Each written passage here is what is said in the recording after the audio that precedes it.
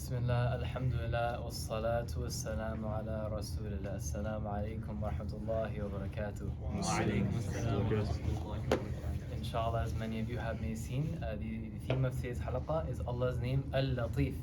And last time, Brother Furqan, may Allah bless him, he talked about Allah's name As-Sami'.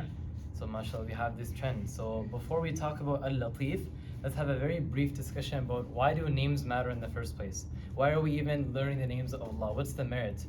If you think about it, think about people in the trades. A carpenter will look at a house in a different way than someone who is not a carpenter. He will look at the way the bricks are layered, he will look at the foundation of the house. The same way a painter will gaze at the walls and the ceilings looking at the paint, but a normal person won't. Similarly, a person, when they have a greater perception of Allah's names and attributes, they have a greater awareness and ability to ponder and reflect. When you see a display of mercy, whether it's in nature, creation, you think of Ar-Rahman, Ar-Rahim, Al-Barr, Ar-Ra'uf, these names that invoke mercy. When you see the heavens and the earth and the creation of Allah and the awe of that creation, you think Al-Jabbar, the compeller, Al-Aziz, the mighty, Al-Khaliq, the one who created. Everything in your life becomes an opportunity to ponder and reflect over one of Allah's names or more. So, to introduce this name, Al-Lateef, we will look at one of the most beautiful conversations ever recorded in human history between a father and his son in Surah Luqman, where he said to his son, Ya bunay, O my son, innaha in taku mithqala habbatin min khardal, if even there was a deed the weight of a mustard seed, just a tiny mustard seed, fatakun fi sakhra, aw fi samawat, aw fil ard, be it hidden in a rock, or in the heavens, or somewhere in the earth, ya'ti biha Allah, Allah will bring it, even the small mustard seed amount. Inna Allaha lateefun khabir, indeed Allah is lateef, and He is khabir, He is all-knowing. So think about it, a mustard seed, just a dot in your hand. Out of everything in this universe, a mustard seed, and Allah will bring it. So before we go into further explanation, let's put some lexical foundations down. Al-Lateef comes 7 times in the Quran. Lateef comes from latafa, lam, ta, fa. It has many profound meanings, but the primary meaning is to have a lightness of being and presence, to not make your presence even known, to be very discreet and not show. It's a very hidden type of presence. And to help us understand, we can look at Surah Al-Kahf, where we see this verb being manifested. You know, they went to sleep for 300 plus years, they didn't know how long they had slept, and then the leader of the group said, here, take this waraq, take this paper, go to the city and try and find us some food. And what did he say? وَلْيَتَلَطَّفْ, be lateef. So from this we can understand what is the meaning of be lateef. Be careful, make sure nobody recognizes you. Go do what you need to do and make sure no one knows your presence is felt. So there's also a connotation from latafa of being aware of your surroundings. So he's being sent to the city, he is told, get a pulse, get a gist of the city, do what you need to do, come back without your presence being felt. So now before we go with the simplified definition, I will give you a very academic and scholarly definition by As-Sa'di, who is quite a famous sheikh. He passed away in 1957. He's most famous for writing a tafsir As-Sa'di. And one of my favorite tafsirs, very simple, easy to understand. Nonetheless, he writes, Al-Lateef is the one whose knowledge is so subtle, it perceives the indiscernible and the hidden, and every secret the heart contains. And all that hides underground of grains, he also acts with lutf towards his allies and his distinguished servants, easing them towards ease and distancing them from difficulty. He eased for them every path leading to his pleasure and honorable reward, and guarded them from every path leading to his wrath, in ways they realize and in ways they don't. He decreed on them what they dislike in order to grant them what they love. He exhibited lutf towards them in their personal lives by regularizing for them his beautiful favors through external factors that facilitate for them every form of good, welfare, and prosperity. Hence, Al-Lateef is similar in meaning to Al-Khabir, Al-Ra'uf, and Al-Karim. So that was quite extensive, but now we will simplify it, inshallah. So as for Allah's name Al-Lateef, I want you to remember 2 things. Allah's knowledge of the minutest of matters and the conveyance of His kindness in the most discreet of ways. So the minuteness in terms of the intricacy of His knowledge, and the discreetness in terms of how He shows His kindness. So when someone internalizes this name, it opens a whole different worldview, a whole different lens which you can view your life with. It allows for a new mindset which will cultivate love for your Creator, Al-Lateef. So Allah's knowledge of the minutest of matters. We mentioned in Surah Luqman that Allah knows even that small grain. And then Allah said in the Quran, لا تدركه الأبصار وهو يدرك الأبصار وهو اللطيف الخبير. Vision cannot reach Him, Allah, but He reaches all kinds of vision. And then He said, هو اللطيف الخبير. He is Al-Lateef Al-Khabir. Subhanallah, He can reach all kinds of vision. He knows when we cast that little glance, when we looked at what we weren't supposed to, He knows every little glance we make.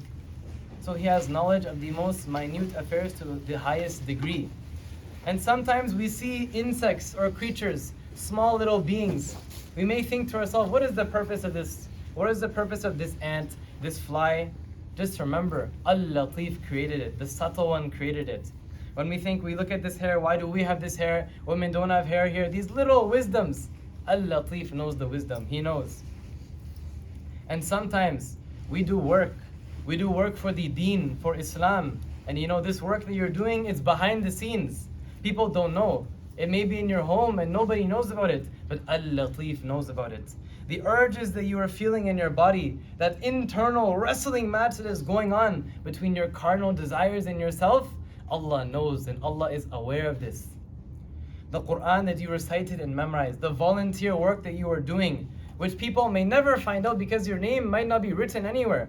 But Al-Lateef knows. He knows all these minute subtleties that you are doing. Inna Allah kana latifan khabira. Indeed, Allah is Lateef and He is Khabir. So now we get introduced to a duality of this name. We can not only invoke it with hope, but also with fear. Because we fear that Allah knows all the small details and small little mistakes we make. So Allah is Al-Lateef. Now for somebody who just came now, we discussed the name of Allah, Al-Lateef. It means two things. It means Allah has the knowledge of the most minute and small of matters, and He displays His kindness in the most discreet and hidden of ways. So for the conveyance of His kindness in the most discreet of ways, He is the one who brings khair, goodness, so secretly even the student even the abd, he doesn't know why, he doesn't know where. Have we counted how many breaths we took today? Al-Lateef is sending it. Have we checked what's going on inside our body? How many red blood cells and white blood cells and these millions of, those of you who are in health science, you'll know, the millions of biological processes that are happening inside our body. Have we thought about that? Al-Lateef knows. Another example is when Al-Lateef intended to return Prophet Musa, baby Musa alayhi salam. When he was a baby, he needed to be returned to the arms of his mother. What did Allah do? He did not deck the Nile River, send a seismic earthquake, completely destroy Fir'aun's palace. What did He do? Allah's plan was far more subtle. Baby Musa was inspired to reject the milk of everyone except his own mother. So now imagine this situation. The very guards whose hands were stained with the blood of the children of Israel, now they are returning this baby to Musa's mother alayhi salam. And she is being paid a stipend to feed her own child in her own house. Who is the one who decreed this? Al-Lateef. When Al-Lateef intended to put an end to a siege that the Prophet ﷺ endured at the hands of the pagans for years, He did not send a violent storm. He didn't cause a mountain to fall on them. He didn't cause the earth to swallow them. What happened? Mites were sent, little bugs, mites, that literally bit and destroyed that paper agreement and subsequently ended the boycott. Al-Lateef, the conveyance of His kindness in the most discreet of ways. Think about those times where you are in a deep sleep in the darkest of nights and you hear a wind that makes a particular sound that wakes you up, or you have this urge, this thirst in your body that wakes you up, and then it is just in the nick of time for salah. That because of this sound from the wind or this thirst, you are now making ruku' and sujood for a prayer you would have otherwise missed. Who is the one who sent this subtle warning? Al-Lateef, in the most discreet of ways. Think about the times where we have felt urges to sin and we were interrupted by a passerby, or a notification on our phone, or an injury in our body, or a pain we felt. Who is the one who subtly disturbed our self-destructive tendencies? Al-Lateef. So if we want to take this attribute of lutf, of being lateef, and put it in our lives, we will do things to the slaves of Allah without them knowing, without reminding them 100 times of what I did to you. SubhanAllah, nowadays, what is the case? Yeah, Abdul Halim, $100 two years ago, you remember? We are reminding people 100 times of the favors we have done for them. Al-Lateef is the opposite. SubhanAllah, imagine how beautiful is it. Imagine you have a debt, and this debt is causing you sleepless nights. It's really bothering you. And Fulan ibn Fulan, so-and-so, son of so-and-so, he finds out about this debt. He finds out who you owe this debt to, and he goes and he pays it for you. When you find out, imagine that night that you sleep, you'll sleep so calmly, so gently, knowing that that debt was taken care of. This is the concept of Al-Lateef. The kindness is displayed to us in the most discreet of ways. We aren't even aware of how kind He is to us. How do we apply lutf in our lives? How do we apply this name of Allah in our lives? Some things we can do are acts of anonymous charity. Performing acts of charity without seeking recognition. Paying for someone's meal when they don't know about it. Leaving a secret note, whatever it is, something discreet where your presence is not known. When we see a conflict, when we see two brothers bickering or whatever, we should try to resolve it subtly and discreetly. We shouldn't bring it to a huge attention and make it a huge battle and affair like it looks like a war between two people. Similarly, when you want to advise someone, we should do it with lutfa in mind. Be discreet. Take them to the side. Whisper to them. Don't make it public nor embarrassing. We can make dua in private for others. A really beautiful statement I read. Abu Darda, a Sahabi, may Allah be pleased with him, he said, talking about his friends, I seek forgiveness on behalf of 70 of my friends in my sujood, and I mention each one of them and their father's names. Subhanallah, look at the discreet kindness. He combined the fact that he is doing it in a discreet way, and he got to the minutest of details by mentioning their father's name too. These are the people who personified lutf. Now, nearing the end of our study, we will now go through a practical example, a case study which will help us to understand lutf. And this is none other than the story of Yusuf alayhi salam.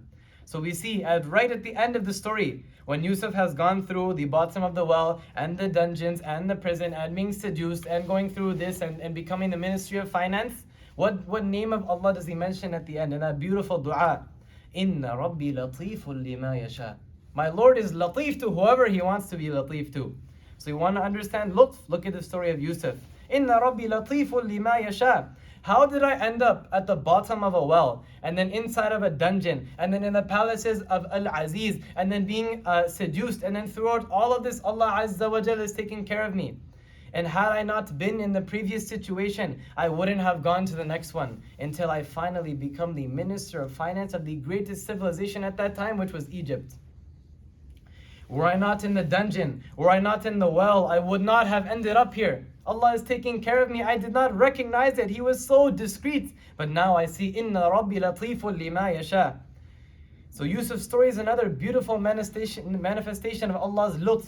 Al-Lateef will use every opportunity not only to protect you, but to provide for you in a way, in a means, in a source which you will never be able to understand. And if you put your trust in Al-Lateef, all your affairs will be taken care of. Think about in our lives, when we had some kind of a butterfly effect, where these small, subtle things happened that caused a huge change in our lives. Maybe we were at a spiritual low, and Al-Lateef made it that we would see a reel on Instagram even. That a reel not like the other reels which would enter our heart and cause us to weep tears.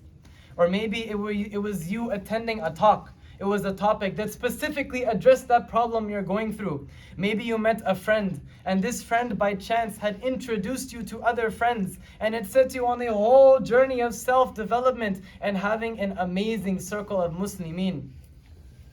I will give you an interesting personal anecdote, as I see it may be beneficial to the conversation. I wasn't really involved in the MSA that much in the first year, but around the time of Ramadan in the first year, There was someone who came to my local masjid, and I won't mention his name, but he came to my local masjid and he did some leading for Taraweeh. So I made friends with him, and little did I know that a couple months later, he goes to the University of Waterloo. He would invite me to their MSA kickoff event, whatever, I'm gonna go to it. He invited me, I'm gonna go there. Little did I know that because of me attending that event, I would meet Brother Furqan, may Allah bless him.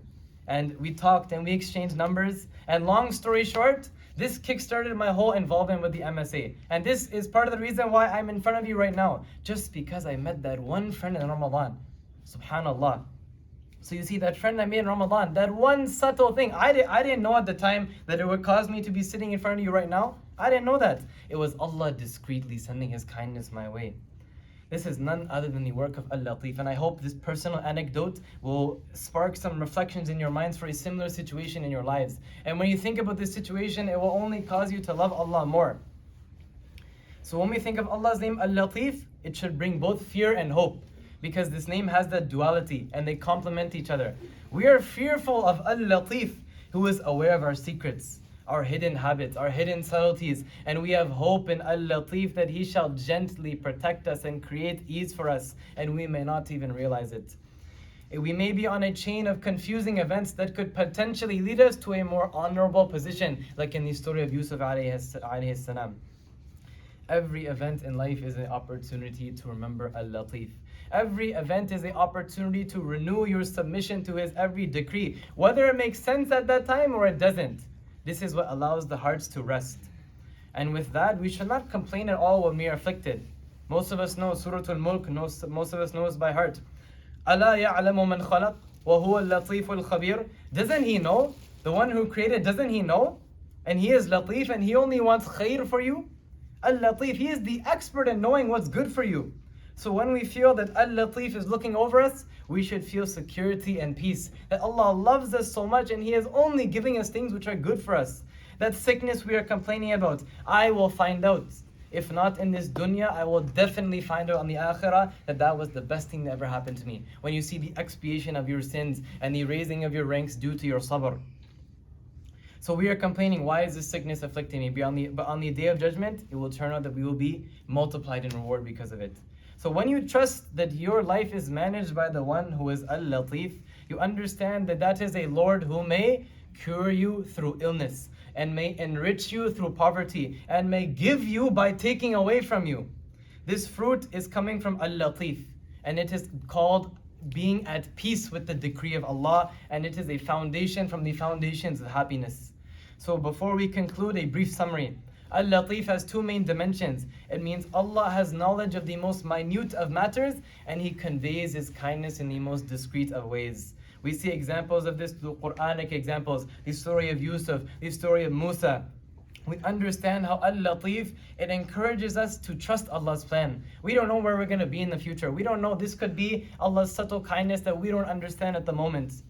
And we learn that we can apply this name by doing acts of kindness discreetly, behind the scenes, resolving conflicts calmly, subtly. So our duty is to place our burdens at the doorstep of Allah by packaging our heartfelt dua with the statement, Ya Lateef, Ya Allah, the one who is subtle and imperceptible, grant us lutf and allow us to understand these kindnesses you place in our lives. So praise be to the one who introduced us to His majestic name, Al-Lateef, and congratulations to the the people who are inspired to use it as a lens in their life and to use it in their dua. سبحانك اللهم وبحمدك نشهد أن لا إله إلا أنت نستغفرك وأتوب إليك. جزاك الله خير.